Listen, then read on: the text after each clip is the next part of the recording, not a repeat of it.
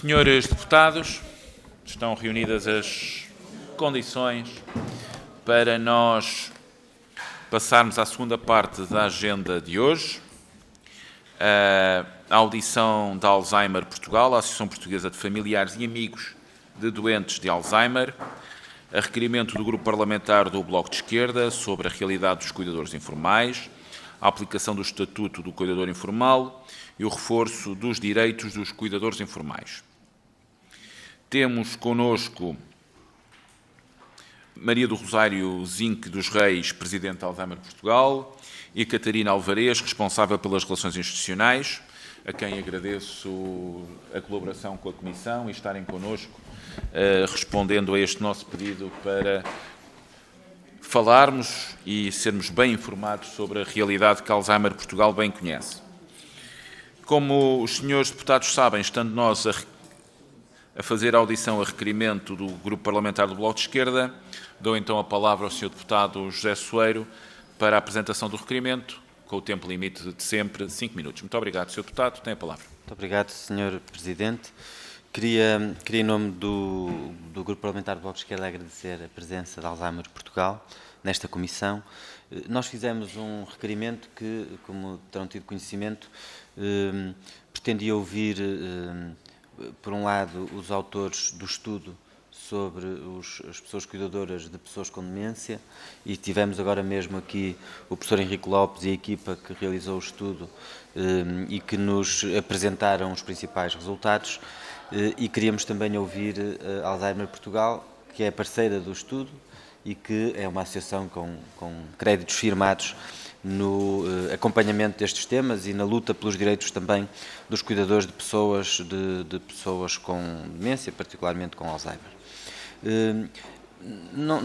A ideia não era tanto retomarmos o diagnóstico na medida em que, de certo modo, ele acabou de ser feito pela equipa do estudo e, portanto, creio que aí, obviamente, acrescentarão o que entenderem, mas creio que aí já fomos bastante informados, mas era, tendo em conta o estudo, tendo em conta as recomendações do estudo e tendo em conta também que a Associação Alzheimer Portugal é uma das associações que fez parte do grupo de monitorização da aplicação do Estatuto de Cuidador Informal, fez parte do grupo de trabalho que também fez recomendações para a revisão do Estatuto, ou, como agora está na moda dizer, a revisitação do Estatuto, e considerando que nós próprios e outros partidos temos proposto também alterações ao Estatuto de Cuidador Informal e às políticas públicas na área dos cuidados, na interseção entre saúde e segurança social, sendo que nesta comissão é esta comissão que tem feito o acompanhamento concretamente do Estatuto de Cuidador Informal, embora haja matérias depois,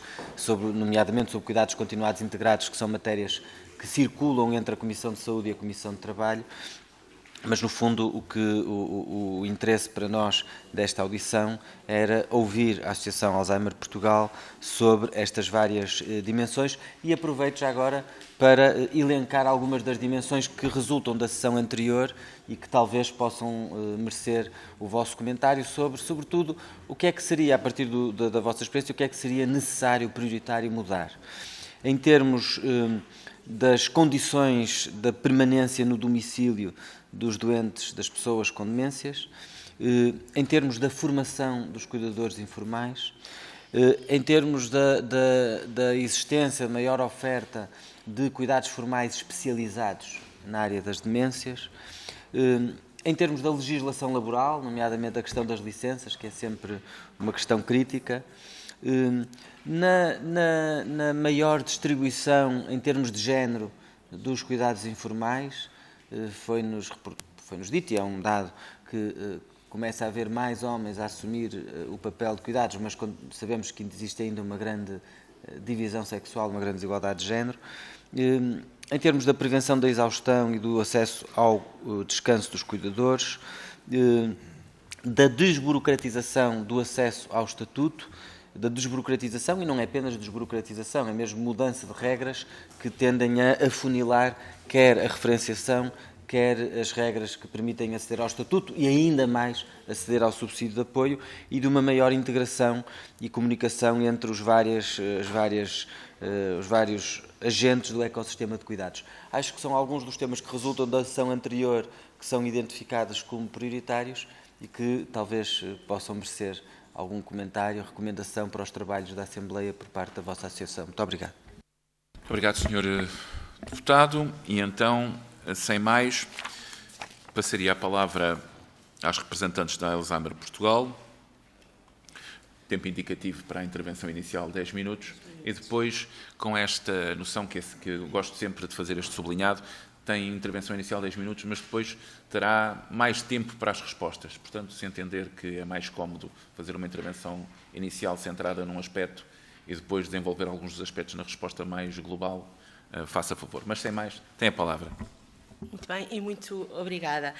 Eu tenho aqui, assim, a intervenção preparada, por escrito. Alguns tópicos já estão aqui incluídos, outros não, mas se calhar depois há altura para, no final, falarmos sobre isso. Nós não pretendemos ser exaustivos, fomos àqueles pontos que consideramos, na nossa perspectiva, mais sensíveis e onde possamos dar alguma mais-valia. Tivemos a vantagem de ter aqui, assim, antes de nós, o professor Henrique Lopes, que já vos falou muito sobre o panorama dos cuidadores informais, mais especificamente dos cuidadores informais de pessoas com demência, que, segundo a literatura nos indica, têm uma sobrecarga acrescida, sem qualquer desprimor para qualquer outro tipo de situação. Quanto à aplicação do Estatuto do Cuidador Informal e reforço dos direitos do cuidador informal e da pessoa cuidada, queríamos começar pelos aspectos positivos, ainda que suavemente positivos, com as alterações introduzidas na legislação em novembro. A primeira diz respeito ao alargamento do Estatuto a cuidadores informais principais não familiares, é um aspecto positivo. Quanto aos pressupostos da atribuição e manutenção do subsídio, saudamos a eliminação da alínea D do artigo 17º do decreto regulamentar, que tinha a ver com a idade igual ou inferior à idade legal de acesso à pensão de velhice. Pensamos que assim o âmbito de aplicação se alarga um pouco. Quanto ao cuidador provisório, tem a vantagem de permitir, desde logo, a atribuição do profissional de referência da área da saúde e da área da segurança social, assim haja esses profissionais disponíveis, e dá-nos aqui assim um prazo de 90 dias para reunir documentação que pode não ser fácil de reunir, como seja o consentimento da pessoa cuidada, a declaração médica que ateste a sua capacidade para prestar consentimento, enfim, uma série de documentos que é possível juntar dentro do tal prazo de 90 dias, nomeadamente o comprovativo de que se deu início ao processo de acompanhamento de maior, que me parece que, ainda que não seja muito claro, continua a coexistir com aquela tal ação do suprimento sobre a qual também gostávamos de dizer qualquer coisa. Passando agora às fragilidades. Acesso em condições especiais à Rede Nacional de Cuidados Continuados, efetivamente, a preferência dos cuidadores e das pessoas cuidadas vai para o domicílio, e aqui deverá haver mesmo uma aposta séria em medidas de descanso ou de alívio no próprio domicílio, e a necessidade óbvia de conciliar a prestação de cuidados informais com a prestação de cuidados formais. Quanto aos critérios de aferição da dependência, estes são, na verdade, um dos grandes entraves do reconhecimento do Estatuto, sendo que a atribuição do complemento de segundo grau, para a atribuição deste complemento, os critérios são mesmo muito apertados. Estamos a falar de pessoas acamadas ou em situação de demência grave. Isto leva a que uma pessoa com demência que consiga andar sem ajuda, alimentar-se pelas suas próprias mãos, apesar de precisar de vigilância e cuidados permanentes, não podendo ficar sozinha, não consiga ver-lhe atribuído o complemento por dependência de segundo grau e, assim, fica-se de fora do Estatuto. Um aspecto que me é particularmente sensível, até porque sou jurista, sou advogada, é a questão do consentimento da pessoa cuidada. A relação de cuidado é uma relação extremamente delicada, que colide, nomeadamente, com direitos fundamentais, desde logo o direito ao livre e pleno desenvolvimento da nossa personalidade. Por isso, é absolutamente imprescindível que a questão do consentimento livre e esclarecido esteja presente, não pode ficar de lado. Agora, o que nós não podemos fazer é complicar, como me parece que está a acontecer, ou que vai acontecer, com a alteração introduzida no artigo 8º do Decreto Regulamentar 1/2022. Aí, no caso da pessoa cuidada não ter capacidade para prestar consentimento, fala-se agora de uma ação de suprimento nos termos do disposto no artigo 1001 do Código de Processo Civil. Estamos a falar de uma ação judicial, sujeita a custas, enquanto que o processo de maior acompanhado está isento de custas, este não está, a menos que saia alguma alteração legislativa nesse sentido. É obrigatória a constituição de advogado e está naturalmente sujeita a várias formalidades, desde logo a tentativa de citação da pessoa incapaz e depois a necessidade de lhe designar um curador provisório. Parece-nos, e já temos refletido bastante sobre isto, parece-nos mais expedito deixar de falar em consentimento provisório, porque na verdade não se trata de um consentimento, porque é prestado pela própria pessoa, é a própria pessoa que presta consentimento a si própria. Parece fazer-nos mais sentido que o candidato ao estatuto faça prova de que deu o pontapé de saída, ou seja, de que sinalizou a situação junto do Ministério Público para interposição da ação de acompanhamento de maior. Parece ainda que seria muito vantajoso olhar para o Decreto-Lei 272/2001 e alargar as situações em que o Ministério Público pode suprir o consentimento. São processos mais céleres que se aplicam, por exemplo, aos menores. Também já pensámos noutra solução, que seria a de consagrar um regime semelhante ao previsto na Lei de Proteção de Crianças e Jovens em Perigo, que é a Lei 147/99, que prevê uma decisão muito célere para suprir a vontade do menor, porque não também suprir, em termos paralelos, a capacidade do adulto que não tem discernimento para prestar o seu consentimento. Isto seria muito útil também para o consentimento para ingresso na Rede Nacional de Cuidados Continuados Integrados. De notar ainda que na instrução do pedido de reconhecimento se inclui a declaração da pessoa cuidada relativa à vivência de entreajuda e partilha de recursos, que era algo que não estava previsto na versão anterior, e prevê-se também uma declaração relativa à comunhão de habitação, esta em relação ao cuidador informal principal não familiar. Quanto à segunda, a mesma pode ser prestada por um familiar, mas quanto à primeira, nada se diz. Também nada se diz quanto ao necessário consentimento para ingressar na Rede Nacional dos Cuidados Continuados ou noutra resposta destinada ao descanso do cuidador. E, na nossa perspectiva, é urgente esclarecer as condições de prestação de consentimento da pessoa cuidada nos diferentes momentos referidos, ou seja, consentimento para a prestação de cuidados, ingresso em resposta de descanso do cuidador e declaração de entreajuda e partilha de recursos.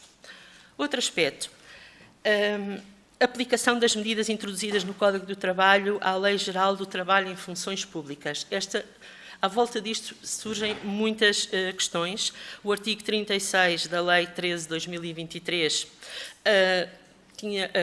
continha uma autorização legislativa que caducou em dezembro de 2023, por isso, hoje em dia, não é claro se as medidas consagradas no Código do Trabalho ao abrigo da Agenda do Trabalho Digno são ou não aplicáveis aos contratos celebrados ao abrigo da Lei Geral do Trabalho em Funções Públicas, e convinha esclarecer isto. Por exemplo, os 5 dias úteis de licença, parece-me óbvio que não estão contemplados nesta vertente.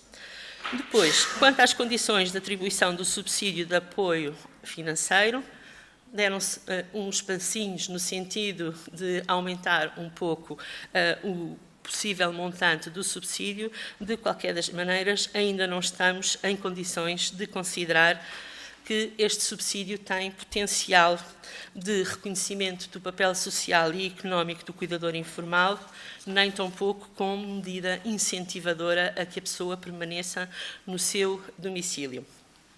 Outro aspecto, apoio psicológico. Esta é uma das grandes falhas. As pessoas sofrem um grande desgaste psicológico, um grande desgaste emocional, e nós sabemos que o Serviço Nacional de Saúde, os cuidados de saúde primários, não têm condições para dar resposta a todas as necessidades que surgem a nível do apoio, mais especificamente das consultas de psicologia. Propomos uma medida complementar, tipo cheque apoio psicológico, que permita ao cuidador informal encontrar uma resposta atempada fora do Serviço Nacional de Saúde, se o Serviço Nacional de Saúde não conseguir dar essa resposta. A este propósito, seria também importante que se recorresse mais às respostas que existem na comunidade, não só quanto a este aspecto específico, mas quanto a outros, nomeadamente, como falou, da formação.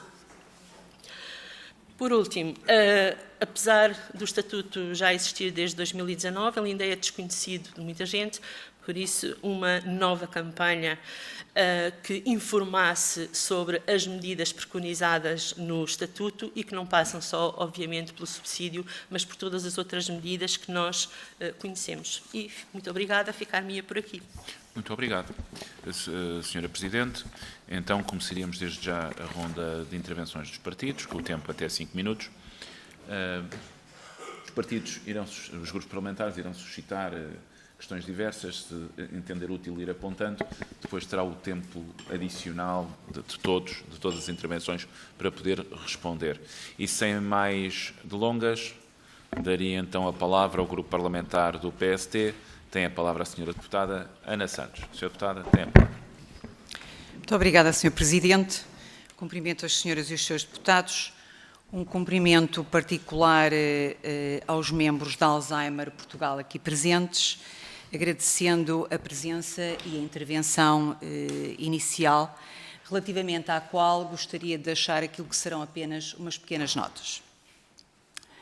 Sobre este requerimento do Grupo Parlamentar do Bloco de Esquerda relativo à realidade dos cuidadores informais, à aplicação do Estatuto do Cuidador Informal e ao reforço dos direitos dos cuidadores informais, primeiramente referir que este requerimento é anterior às medidas, entretanto, implementadas pelo Governo no âmbito do Orçamento de Estado, pelo que deduzimos que o Bloco de Esquerda desconhecia os passos que o Governo iria dar, entretanto, neste âmbito.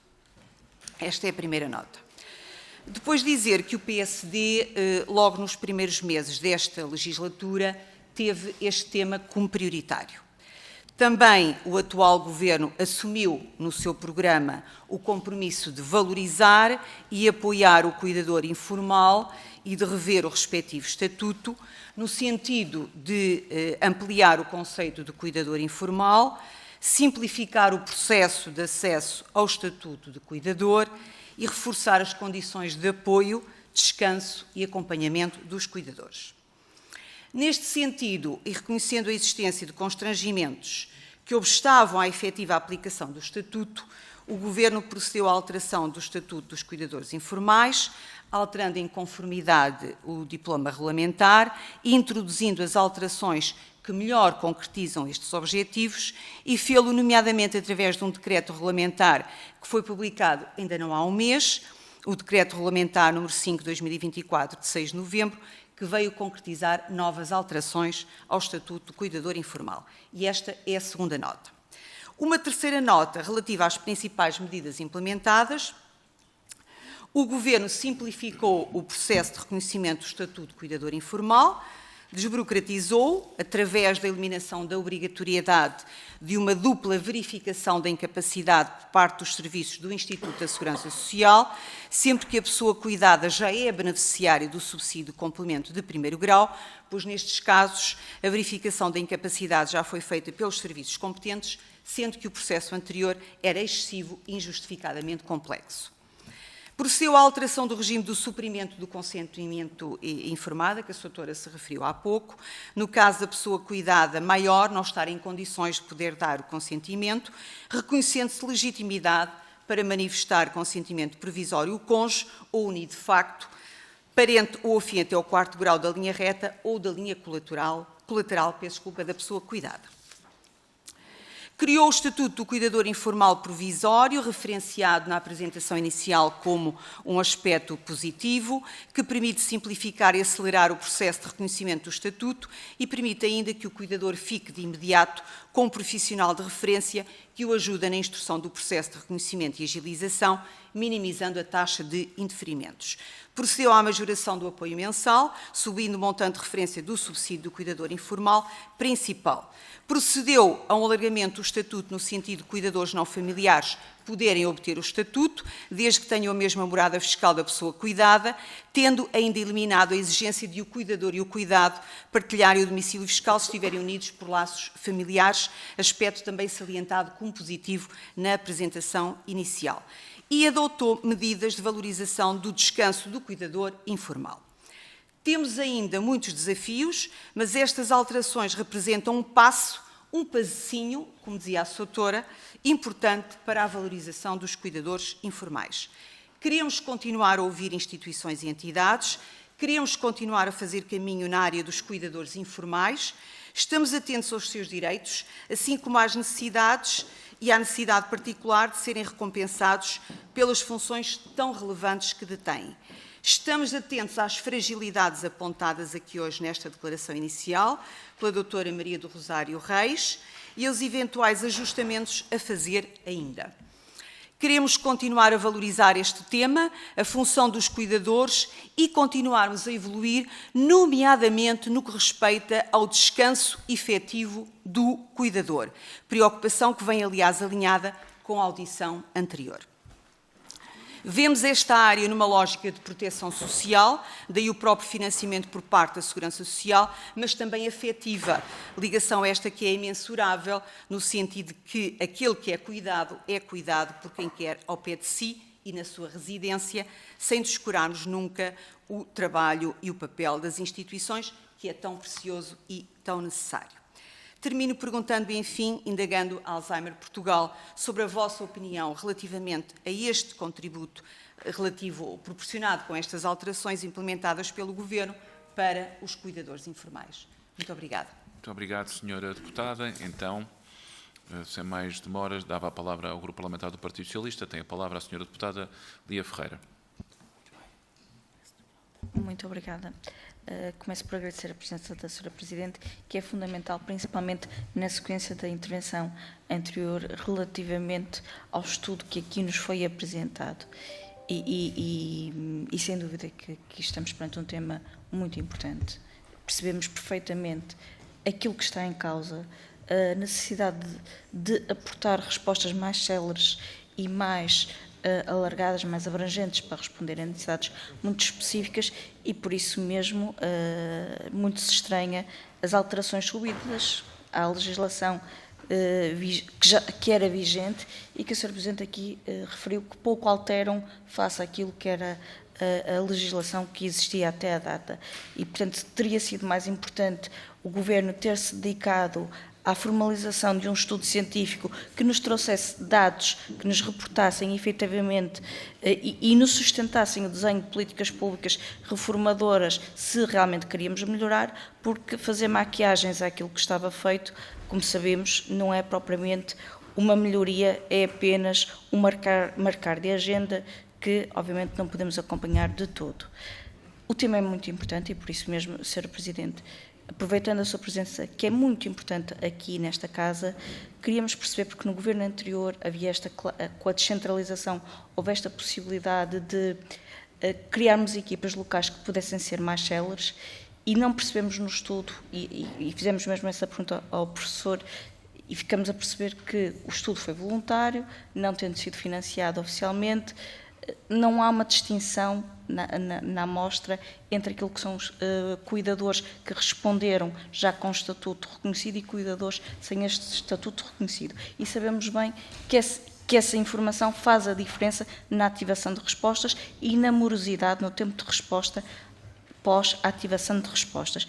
E por isso queríamos perceber, Sra. Presidente, se o processo de descentralização, que os dados que estão publicados, nomeadamente no portal do ICE, dizem-nos que houve sempre um aumento crescente na resposta, queríamos perceber se, com a descentralização e principalmente em zonas mais de interior, se estão essas equipas ou não a funcionar como devem, para que a resposta chegue, ou se realmente há necessidade de melhorar e aquilo que identifica como melhoria fundamental.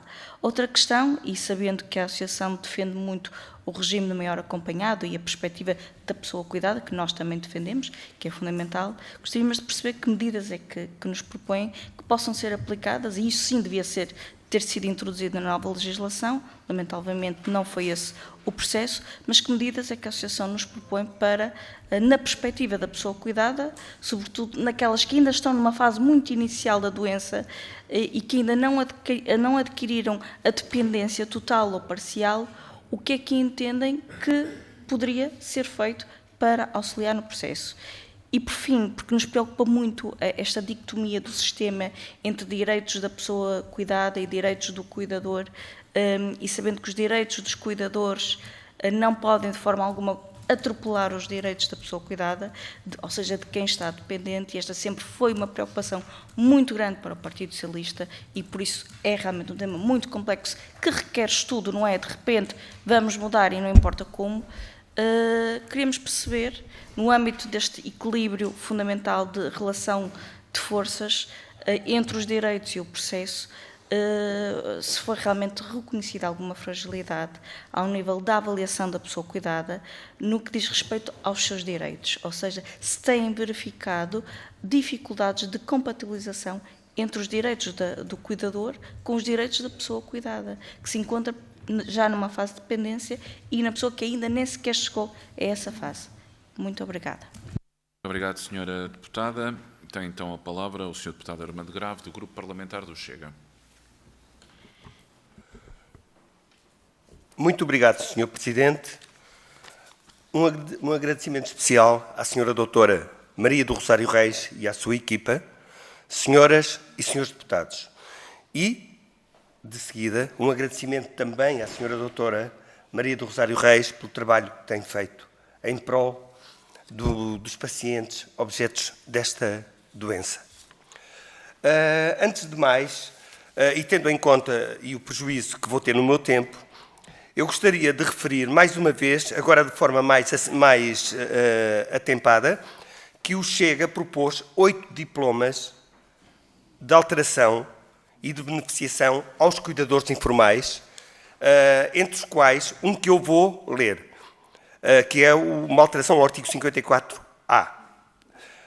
O reconhecimento do cuidador informal sem laços familiares, não obrigação de coabitar com a pessoa cuidada, eliminação de condições de recursos no caso do cuidador informal principal, criação de agentes de apoio e formação ao cuidador informal, abertura de balcões e centros distritais da Segurança Social para apoio direto ao cuidador informal. Eu próprio, atrevo-me a dizer isto porque o Sr. Doutor que esteve cá anteriormente também o disse, eu próprio, e penso que alguns de nós aqui terão passado por isso, por saber o que é ser cuidador informal sem ter respostas de nenhum instituto e estar à espera anos e anos a fio. Aliás, como disse a Sra. Deputada anteriormente, do Partido Socialista. Assim sendo, só me vou aqui tentar orientar um pouco no meio desta documentação toda. De acordo, e vou-me reportar um pouco àquilo que me referi, de acordo com a Pordata, a população portuguesa está a envelhecer. Atualmente são mais de 2.500.000 pessoas, entre elas cerca de 3.000 centenárias. Portugal é, a par da Itália, o país da União Europeia com maior percentagem de população idosa. Em Portugal, mais de 500 mil de idosos vivem sozinhos. Imaginemos agora, muitos deles estarão a ser atacados, entre aspas, por essas maleitas, essas doenças, e ainda nem sequer se aperceberam disso. E tendo em conta que, como foi dito há bocadinho, uma percentagem muito grande, de 40% a 42% destas doenças podem ser prevenidas com medidas simples e podem ser retardadas. Não sou eu que estou a dizer, estou a reproduzir aquilo que eu vi aqui há bocadinho.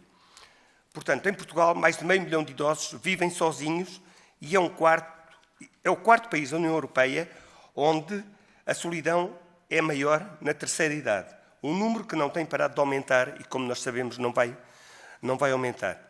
Para o Partido Chega, este é um pilar da família e esta é uma das situações mais gravosas que se encontram no panorama social, pois, como é evidente, as políticas, vou dizer mais uma vez isto, as políticas do anterior governo apenas se centraram nas políticas de pertença-ajuda. Eu não vou dizer de mão estendida, vou dizer de pertença-ajuda que nunca chega, ou raramente chega.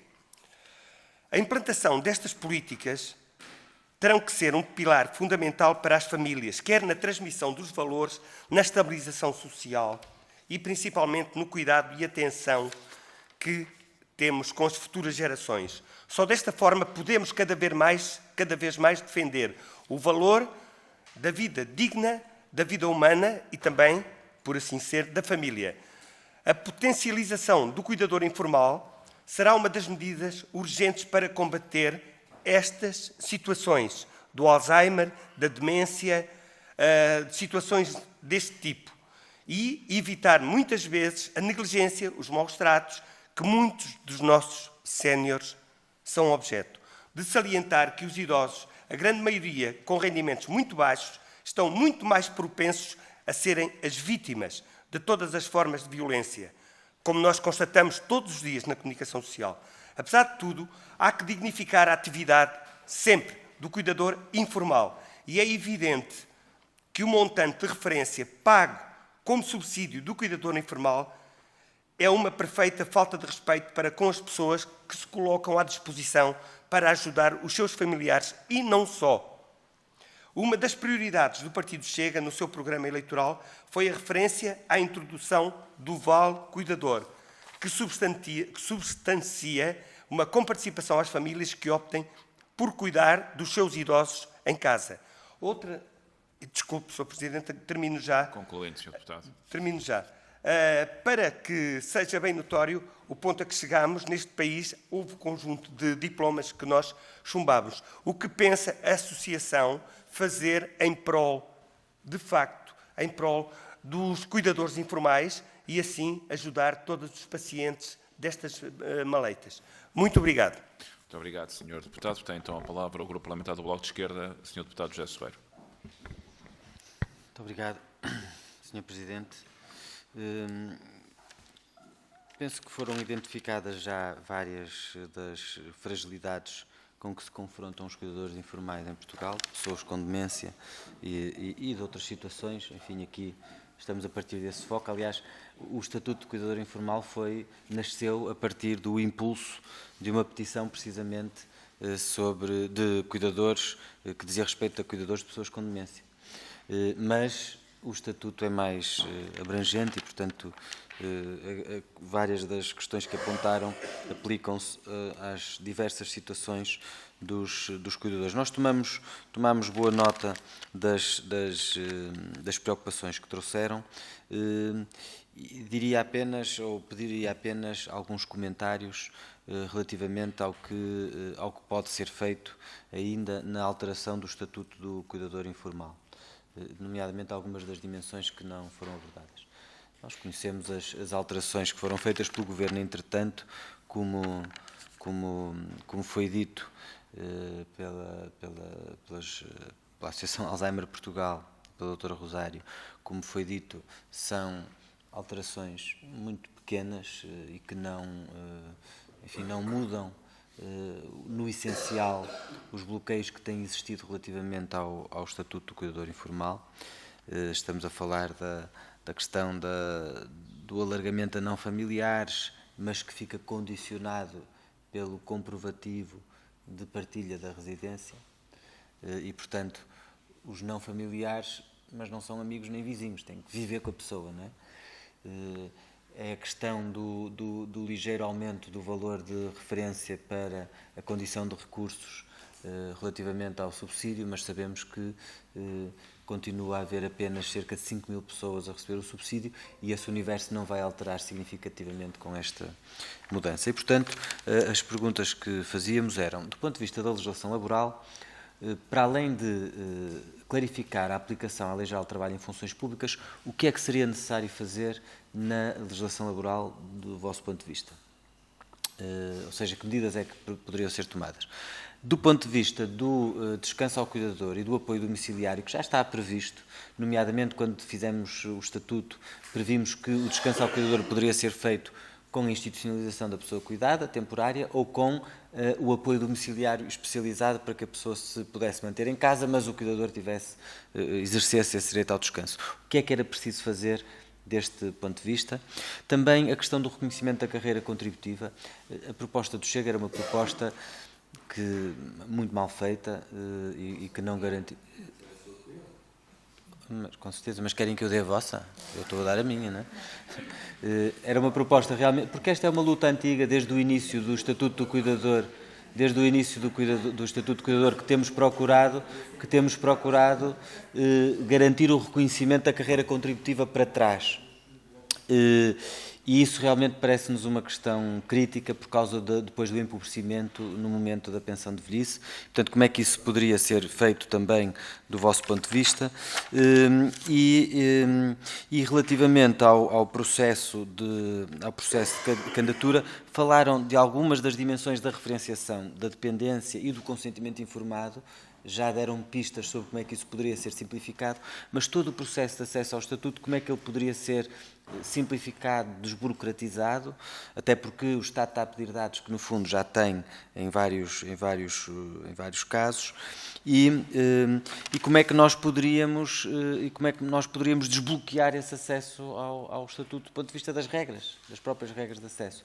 Nós achamos que não devia haver condição de recursos para o subsídio de apoio ao cuidador por uma razão, é que o subsídio de apoio ao cuidador deveria ser uma prestação de reconhecimento daquele trabalho e não uma medida de combate à pobreza dos cuidadores que estão numa situação de pobreza extrema, que é o que acontece hoje.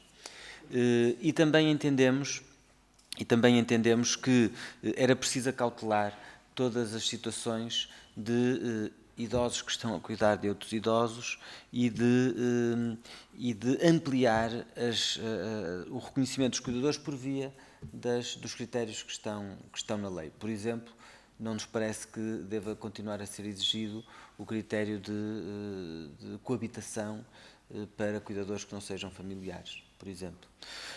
E pronto, era um pouco sobre isto que pediria também os vossos comentários. Muito obrigado. Muito obrigado, Sr. Deputado. Tem então a palavra o Sr. Deputado Alfredo Maia, do Grupo Parlamentar do PCP. Muito obrigado, Sr.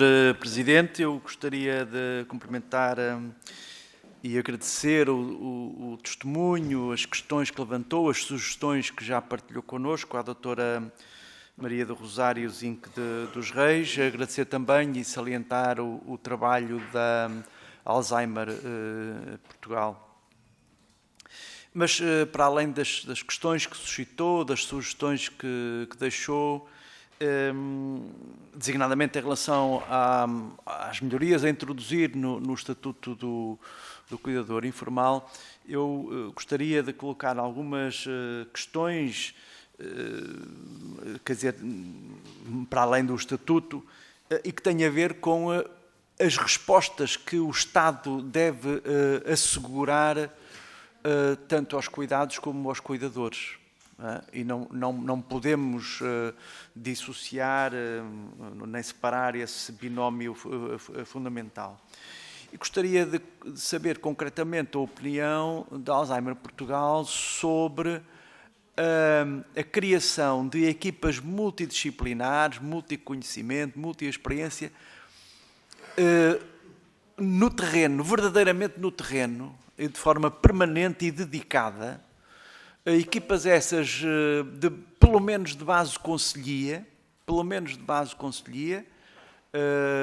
e também de base ao nível da escala da freguesia, no caso das freguesias maiores, que acompanham regularmente as famílias, os cuidados e especialmente os cuidadores, e não como foi aqui referido na audição anterior, de 6 em 6 meses, quando isso acontecia.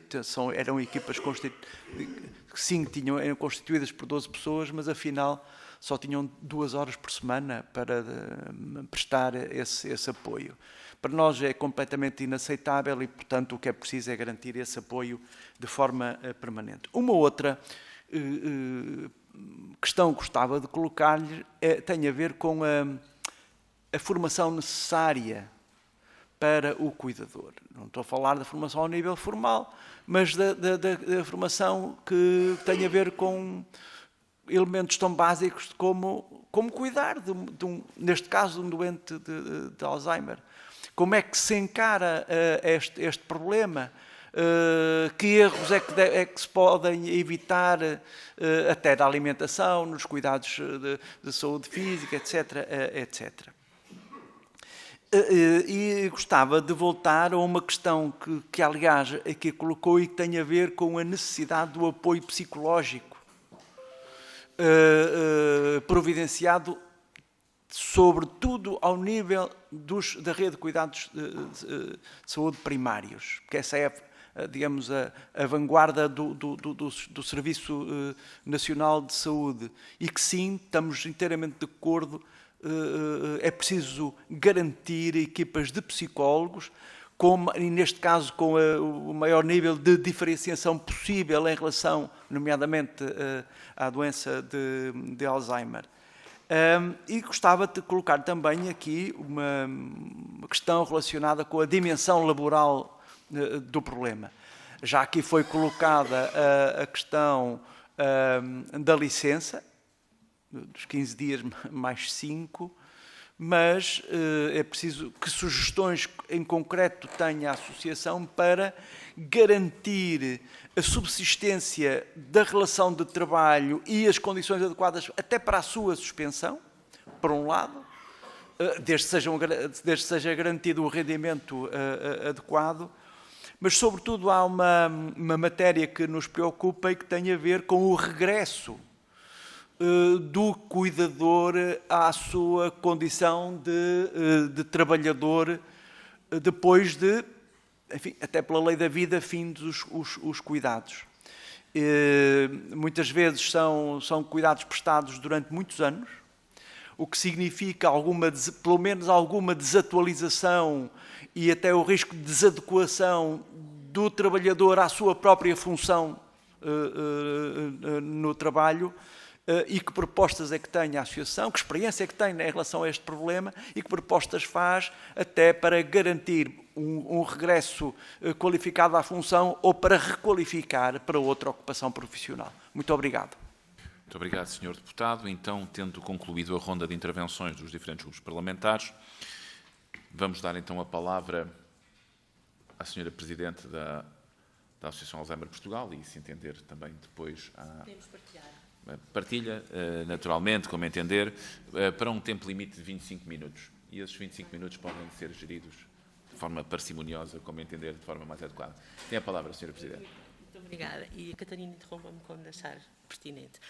A fasquia está muito alta. Colocaram-me questões muito complicadas, muito desafiantes. Vamos lá ver se conseguimos responder. Sra. Presidente, eu tenho que interromper, porque é a segunda vez. O anterior disseram que os deputados faziam perguntas inteligentes, agora fazemos perguntas desafiantes. Eu pedia que ficassem ata, porque nem sempre somos tão bem tratados. Fiquem estas condições. Faça favor, senhor. Não. Como já se referiu, o Estatuto de Cuidador Informal nasceu nas condições que foi possível nascer, ou seja, partindo do consenso de todos os partidos. A partir daí, sendo uma solução de consenso e boa, foi um passo significativo em frente, porque antes não havia nada, mas tudo o que aconteça a seguir vai completar a manta de retalhos de forma mais ou menos perfeita. O Estatuto não dá uma resposta satisfatória aos cuidadores, nem na versão inicial, nem com as suas alterações. Na nossa perspectiva, era necessário uma política de fundo que efetivamente reconhecesse o relevantíssimo papel económico e social que o cuidador informal desempenha. A esmagadora maioria dos cuidados são prestados em casa, são prestados por cuidadores informais. Se todos eles resolvessem fazer greve no mesmo dia, imaginem o que seria das pessoas cuidadas. Por isso, merecem um reconhecimento muito superior e uma resposta de fundo da parte dos decisores políticos. Nós percebemos que há constrangimentos, não é? É muito fácil para mim falar, não tenho que fazer o Orçamento Geral do Estado, não tenho que o gerir, só tenho que me preocupar com a sustentabilidade da Alzheimer Portugal, que já não é tarefa fácil, mas o cuidador informal merecia um reconhecimento muito mais efetivo. E, na verdade, a perspectiva do subsídio não é para o reconhecimento. Se fosse, não tínhamos, como se referiu há pouco, a tal condição de recursos. Posso entender que haja constrangimentos do ponto de vista da sustentabilidade que levem a isso, mas, efetivamente, o cuidador informal merecia um reconhecimento pelo trabalho que desempenha, independentemente da sua condição económica. Se estamos em condições de o fazer ou não, se calhar não, mas cabe-nos a nós dizer aquilo que nos parece que devia ser logo que possível. Ligada a esta questão, a carreira contributiva. Faz-nos sentido que o tempo utilizado a prestar cuidados informais seja considerado equivalente à entrada de contribuições. O que é que isto significa em termos de dinheiro? Não sei, nunca fiz as contas, mas que me faz sentido, faz, e podemos olhar também para as políticas que existem noutros países e ver como é que eles conseguiram lidar com esta situação. Por isso, aquilo que nós precisávamos era de um modelo de raiz que apostasse no reconhecimento efetivo destas pessoas, que sem elas seria o caos. Penso que todos reconhecemos isto. Quanto à senhora deputada do PSD, acho que há muitas questões que eu acabei por responder antecipadamente, mas há aqui assim um detalhe que tem a ver com a atribuição do complemento de primeiro grau. Aí, sim senhora, preconiza-se deixar de existir a dupla verificação de incapacidade, mas tanto quanto julgo ter entendido é apenas quanto a esta situação que diz respeito a situações transitórias em que é possível, com o complemento por dependência de primeiro grau, ser incluído no estatuto. É assim. Quanto à avaliação, à verificação da capacidade nos outros casos, continua tudo na mesma. É isto. Entendi bem. Depois, há aqui assim outro aspecto. Também colocou uma questão sobre o descanso do cuidador, não foi? Senhora deputada, se quiser esclarecer, não havendo intervenções, mas em auxílio.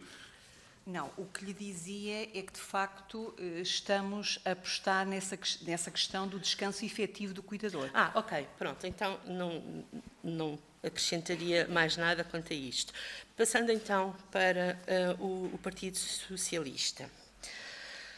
Eu acho que já não precisamos de mais estudo nenhum. Eu acho que nós conhecemos perfeitamente a realidade e não estamos em tempo de perder tempo para estudar aquilo que nós já sabemos como é. Estamos em altura de estar no terreno e implementar devidamente as medidas que já temos. Tocou aí no aspecto que nos é especialmente querido, que tem a ver com quando a pessoa cuidada, ainda que com demência, ainda está capaz de prestar consentimento. Se ainda está capaz, presta, porque demência não é sinónimo de incapacidade. Se a pessoa é capaz de prestar o consentimento, aí não se levantam estas questões complicadas que o Estatuto fala, quer com o regime maior acompanhado, quer depois com a ação de suprimento. Depois, fala-nos de uma questão muito, muito pertinente. E quem deveria conseguir responder-lhe seriam as equipas da Segurança Social, que devem fazer a monitorização destas situações, que é efetivamente uma situação delicada. As pessoas são cuidadas dentro de portas, no seu domicílio, e nós, na verdade, não sabemos o que lá se passa. Como é que nós conseguimos saber? Ou há alguma situação de maus tratos que dá origem a uma queixa, a uma denúncia, ou temos o trabalho de monitorização da Segurança Social. Sinceramente, não sei se neste momento existem meios necessários para monitorizar convenientemente as situações, mas é uma situação extremamente delicada e que não podemos esquecer. Depois, queria confessar aqui assim a minha incompetência, porque eu não li nenhuma das propostas do Chega, peço desculpa, mas ainda estou a tempo de ler para uma futura oportunidade.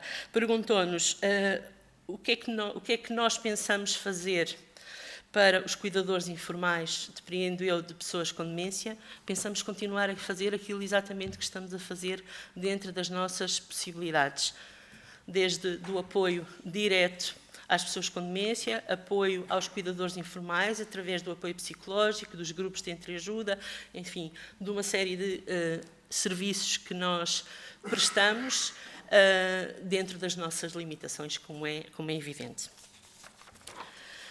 Depois, relativamente ao Bloco de Esquerda, foram das perguntas mais exigentes. Algumas, em termos de enquadramento geral, eu já respondi. Pergunta-me quanto a alterações laborais.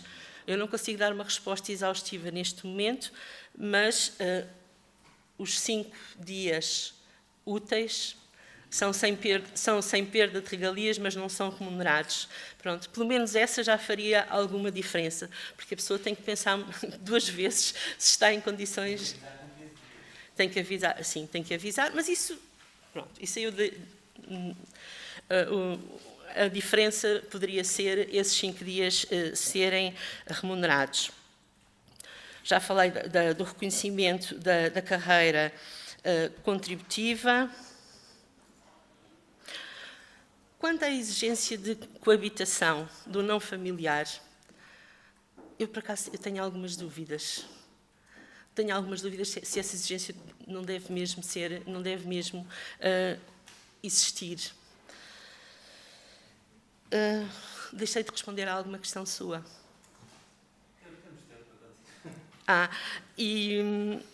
E as perguntas que nos foram dirigidas pelo PCP são muito mais aqui da área da Catarina, por isso eu vou-lhe passar a palavra. Muito bem, tem a palavra. Então, muito bom dia. Relativamente às perguntas que colocou, eu ia só fazer aqui, se calhar, um passinho atrás, a propósito de um tema que tem a ver com, e que está relacionado com, com as perguntas que o Sr. Deputado fez, que tem a ver com a descentralização dos serviços e a efetiva ajuda aos cuidadores informais. Eu diria que nós podemos separar, quando olhamos para este problema, em 2 grandes momentos. Uma coisa é o processo de reconhecimento, e aqui nós podemos afirmar com muita convicção de que os cuidadores informais não estão a ser ajudados a partir do momento em que as estimativas, ainda que grosseiras, façam referência a 800 mil ou até 1,4 milhões de cuidadores informais em Portugal. E, portanto, se pensarmos que apenas 15 mil estão reconhecidos, conseguimos rapidamente responder e dizer que a esmagadora maioria dos cuidadores informais não estão ainda a ser apoiados por este estatuto. Isto parece-me uma evidência e acho que é importante começarmos por aqui. No que respeita ao processo de reconhecimento e à descentralização desse processo com vista a angariar, digamos assim, mais cuidadores informais para o reconhecimento, há pouco a doutora Rosário fazia referência a uma campanha de comunicação, a uma campanha de divulgação que efetivamente consiga persuadir os cuidadores informais dos benefícios efetivos para o seu dia-a-dia das medidas de apoio que o Estatuto confere e não apenas a medida de apoio financeiro. Muitos dos cuidadores informais que vêm ter connosco continuam a dizer que não vale a pena serem reconhecidos pelo Estatuto, porque têm um conjunto de deveres, naturalmente, a que são obrigados, mas não conseguem perspectivar, de facto, como é que as medidas de apoio podem ir exatamente ao encontro das suas necessidades. E agora sim, fazendo aqui a ponte com as questões que o Sr. Deputado colocou. Temos que nos lembrar que há aqui um cruzamento de políticas públicas, designadamente com a estratégia da saúde na área das demências, porque há uma série de aspectos que já estão incluídos também no âmbito dessa estratégia e que ainda assim não estão a ser implementados. Portanto, este é outro ponto muito complicado.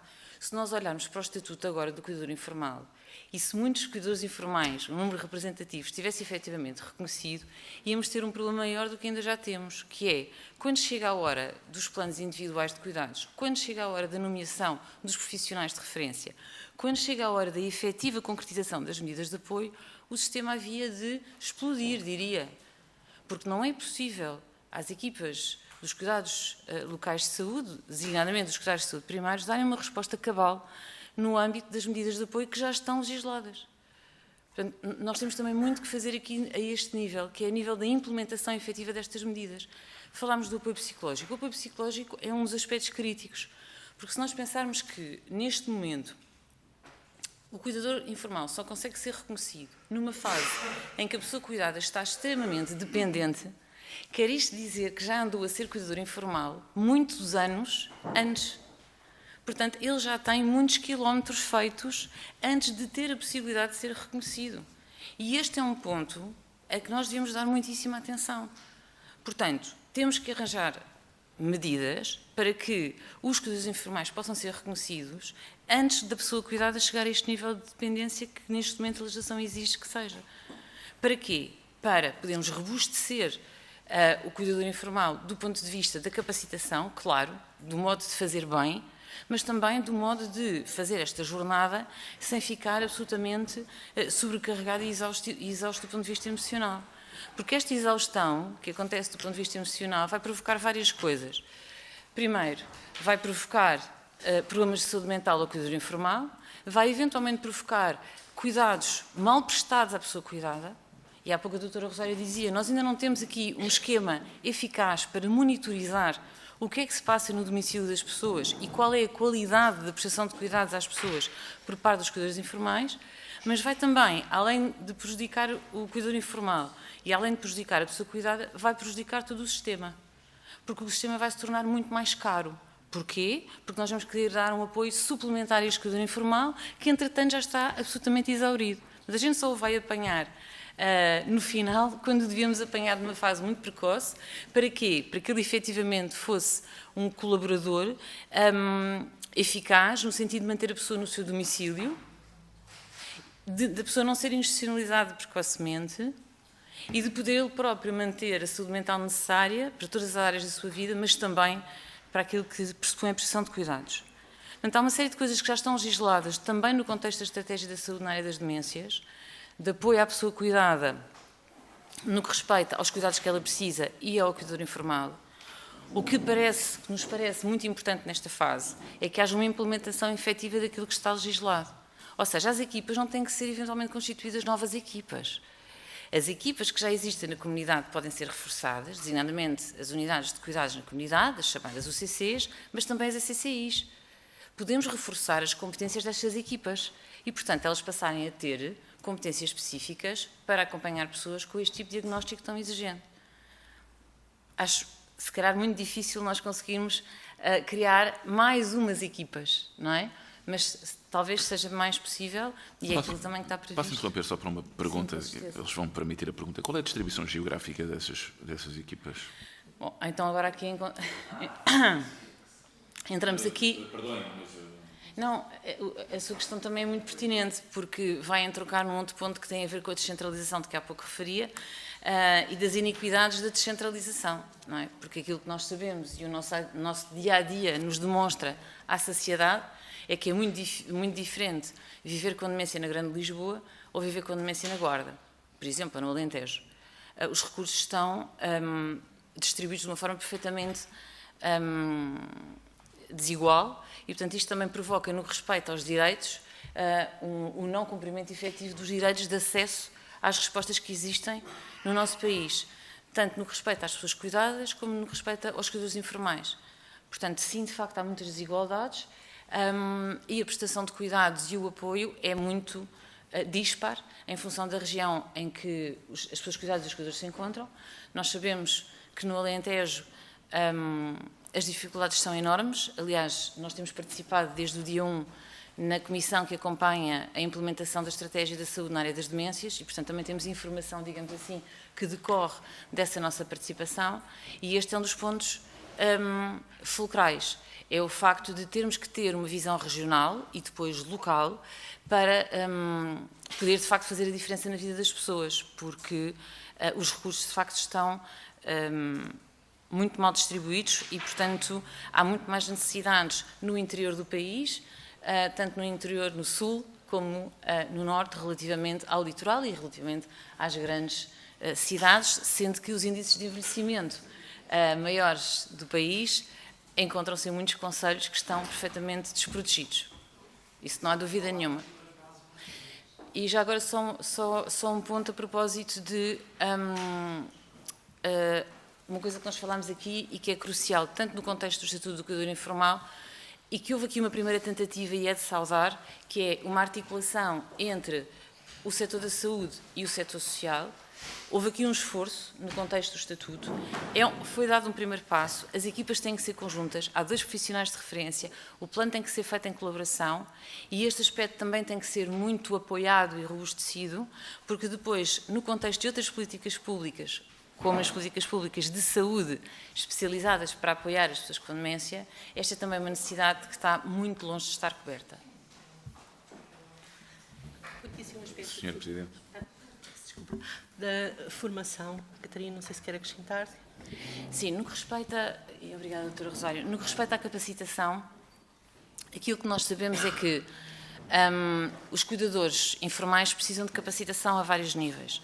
Precisam de capacitação no que respeita às competências que têm que adquirir para prestar cuidados, designadamente em fases mais adiantadas da doença. Nós podemos estar aqui a falar de cuidados relativamente especializados, até a própria administração da alimentação. As pessoas em fases mais tardias têm, por exemplo, problemas de deglutição e, portanto, tem que, de facto, haver uma formação que seja suficientemente específica. Por outro lado, a formação também tem que incluir medidas, ou melhor, ensinar o cuidador informal as estratégias de autocuidado. Mais uma vez, se há exaustão do cuidador informal, a pessoa cuidada vai ficar desazada. Portanto, estas formações têm que incluir não só aspectos relacionados com a informação sobre a doença, afinal, o que é a demência? O cuidador informal tem de saber como está de cuidados e tem que saber como se cuidar.